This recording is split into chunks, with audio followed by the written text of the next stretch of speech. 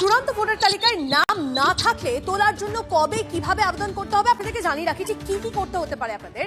নির্বাচন কমিশন সূত্রে জানা যাচ্ছে 14ই ফেব্রুয়ারি চূড়ান্ত ভোটার তালিকায় যদি নাম না থাকে আপনাদের, তাহলে 15 দিনের মধ্যে আবেদন করা যাবে। প্রথমে জেলা নির্বাচনী আধিকারিক এবং পরে মুখ্য নির্বাচনী আধিকারিকের কাছে নাম তোলার জন্য লিখিত আবেদন জানাতে হবে। 15 দিনের মধ্যে প্রথমে আবেদন করতে হবে জেলা শাসকের কাছে।